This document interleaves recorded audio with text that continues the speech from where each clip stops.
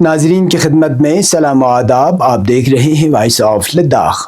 آج سوموار ہے دسمبر کی 1 اور جمادی الآخر کے 9 تاریخ. آج کی تازہ ترین خبروں کو لے کر میں سعید ہاشم رضوی حاضر. ناظرین سے گزارش ہے کہ تازہ ترین خبروں اور حالات و واقعات سے باخبر رہنے کے لیے ہمارے چینل کو سبسکرائب کریں اور خبریں آخر تک ضرور دیکھیں. آپ دیکھ رہے ہیں آپ کا پسندیدہ news channel voice of Ladakh.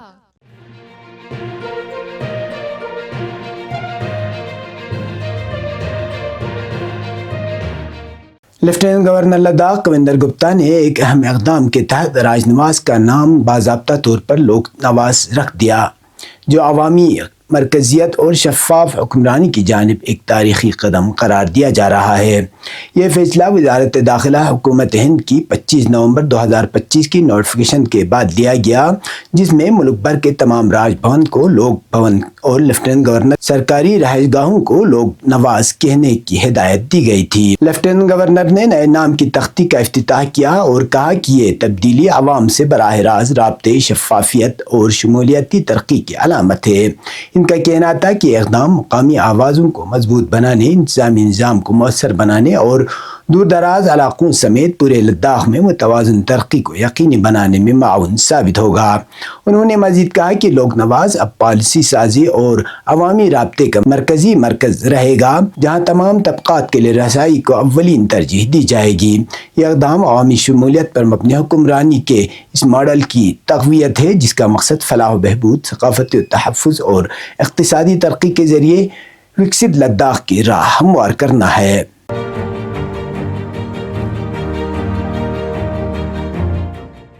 ضلع انتظامیہ کرگل نے اتوار کو میٹرک سطح کی سرکاری اسامیوں کے لیے امتحان کامیابی کے ساتھ منعقد کیا. امتحان 2 شفٹوں میں 44 مراکز پر لیا گیا، جن میں 43 مراکز کرگل ٹاؤن اور اس سے ملحقہ علاقوں میں، جبکہ ایک گورنمنٹ ڈگری کالج زنسکار میں قائم کیا گیا. کل 19,970 امیدواروں میں سے تقریباً 84% نے امتحان میں شرکت کی. امتحانی عمل کی شفافیت برقرار رکھنے کے لیے CCTV نگرانی اور بائیو میٹرک انٹری سمیت مکمل اور سخت حفاظتی انتظامات کیے گئے تھے. سرکاری ذرائع کے مطابق سوالیہ پرچوں اور حساس مواد کو ریونیو کمپلیکس کے اسٹرانگ روم سے سیل بند ڈبوں میں متعلقہ مراکز تک بھیجا گیا اور امتحان کے فوراً بعد حفاظت کے ساتھ واپس پہنچا دیا گیا. امتحان کے دوران بے ضابطگی سے بچنے کے لیے BNSS کے دفعہ 163 نافذ کی گئی، جس کے تحت مراکز کے آس پاس لوگوں کے جمع ہونے پر پابندی عائد رہی. ڈپٹی کمشنر و chairman KSSRB Rakesh Kumar, SSP Nitin Yadav اور سیکرٹری جہانگیر آخوند سمیت دیگر افسران نے مختلف مراکز کا دورہ کر کے انتظامات کا جائزہ لیا اور اطمینان کا اظہار کیا. امتحان کی نگرانی کے لیے فلائنگ اسکواڈ، مجسٹریٹس اور آبزرور تعینات کیے گئے تھے.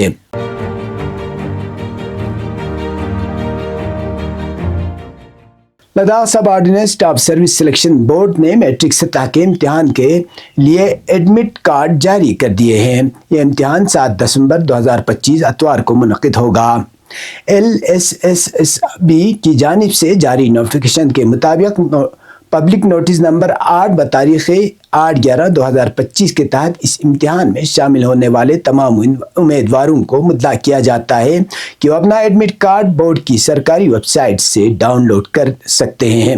ایڈمٹ کارڈ ڈاؤن لوڈ کرنے کی سہولیت 6 دسمبر 2025 تک دستیاب رہے گی.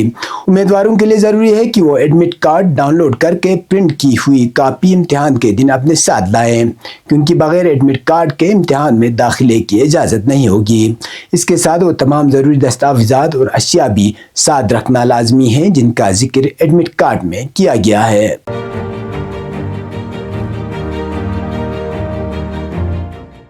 سری نگر کے دل بسنت باغ میں آپ کے خوابوں کا گھر اور بہترین سرمایہ کاری کا شاندار موقع. یہ خوبصورت پراپرٹی لال چوک گھنٹا گھر سے صرف 700 میٹر کے فاصلے پر ایک نایاب مقام پر واقع ہے. پراپرٹی 1 کنال 3 مرلہ کے کشادہ پلاٹ پر تعمیر ہے.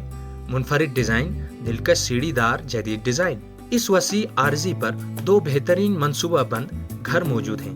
اہم خصوصیات: 4 بیڈ روم، 1 خوبصورت ڈرائنگ روم، کشادہ لابی اور 4 اضافی کمرے. بسنت باغ ایک سیمی کمرشل ایریا ہے جہاں رینٹل ڈیمانڈ بہت زیادہ ہے. آپ ایک حصہ اپنی رہائش کے لیے استعمال کریں اور دوسرے حصے سے مستقل اور مضبوط کرایہ حاصل کریں۔ قریب ہی مارکیٹس، کوچنگ سینٹرز، سکولز اور دفاتر موجود ہیں، جس کی وجہ سے یہ مقام پیئنگ گیسٹ اور سٹوڈنٹس ہاسٹل کے لیے آئیڈل ہے۔ یہ گھر صرف رہائش نہیں بلکہ آپ کے مستقل مالی مستقبل میں ایک بہترین سرمایہ کاری ہے۔ اس سنہرے موقع کو ہاتھ سے نہ جانے دیں۔ مزید تفصیلات یا پراپرٹی دیکھنے کے لیے آج ہی رابطہ کریں 9796587104 یا 8448581685۔ بسنت باغ، سری نگر، وہ منزل جہاں آپ کا خواب اور منافع یکجا ہوتے ہیں۔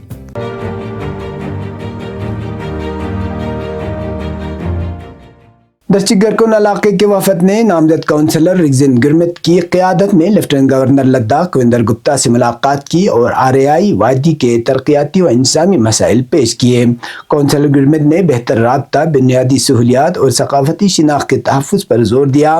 لیفٹیننٹ گورنر نے وفد کو یقین دہانی کرائی کہ متعلقہ محکموں کو ترجیحی بنیادوں پر اقدامات کرنے کی ہدایت دی جائے گی۔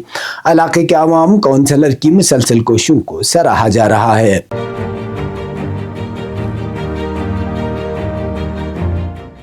SRB لیہ نے اتوار کو میٹرک اور 12ویں سطح کے تقریری امتحانات کامیابی کے ساتھ منعقد کیے۔ میٹرک سطح کا امتحان صبح کے سیشن میں 20 مراکز پر منعقد ہوا، جس میں 9461 امیدواروں میں سے 8141 شریک ہوئے۔ شام کے سیشن میں 12ویں سطح کا امتحان 5 مراکز میں لیا گیا، جہاں 3285 میں سے 2668 امیدواروں نے شرکت کی۔ امتحانی مواد اسٹور روم سے سیل بند ڈبوں میں پولیس اور مجسٹریٹ کی نگرانی میں مراکز تک پہنچایا گیا اور امتحان کے بعد دوبارہ محفوظ طریقے سے واپس منتقل کیا گیا۔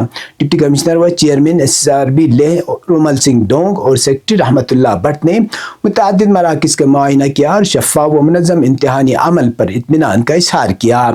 معذور امیدواروں کے لیے EGM کالج میں خصوصی مرکز قائم کیا گیا۔ امتحانات کے اختتام پر تمام OMR شیٹس اور حساس مواد کو مقرر پروٹوکول کے تحت اسٹرانگ روم میں سیل کر دیا گیا، جس سے بورڈ کے شفاف اور منصفانہ عمل کے عزم کی تصدیق ہوئی۔ اب پیش قومی اور بین الاقوامی خبریں۔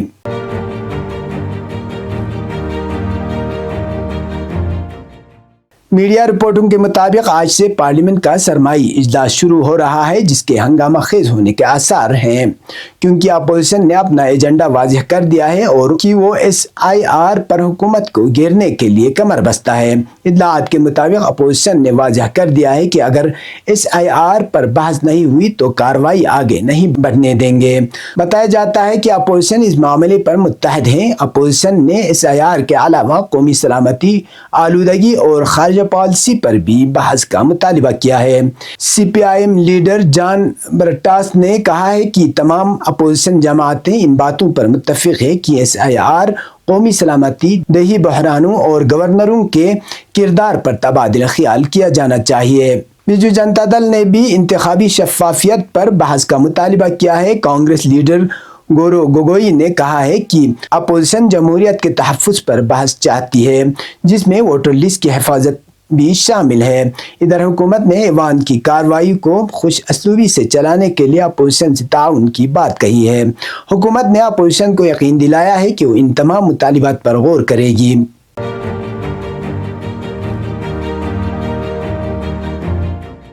غزہ کی وزارت صحت نے کہا ہے کہ 7 اکتوبر 2023 سے اب تک غزہ کی پٹی میں غاصب اسرائیلی فوج کے ہاتھوں شہید ہونے والے فلسطینیوں کی تعداد بڑھ کر 70,103 اور زخمیوں کی تعداد 1,70,985 ہو گئی ہے۔ الجزیرہ کے حوالے سے موصولہ رپورٹ کے مطابق غزہ کی وزارت صحت نے کہا ہے کہ غاصب اسرائیلی حکومت کے تازہ حملوں میں 3 فلسطینی شہید اور 2 زخمی ہوئے ہیں۔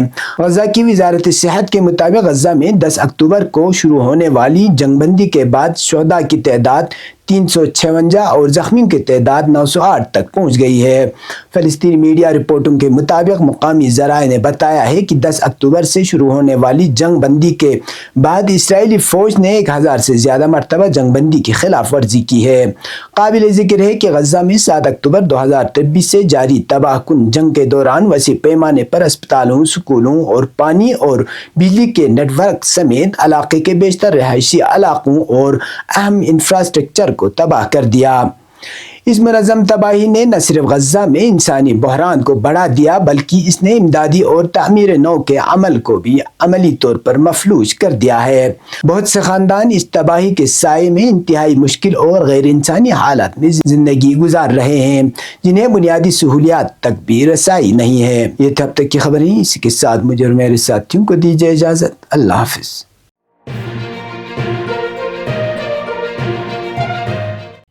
مقامی، قومی اور بین الاقوامی خبروں سے باخبر رہنے کے لیے چینل کو لائک، شیئر اور سبسکرائب کریں، ساتھ ہی بیل آئیکن دبانا نہ بھولیں۔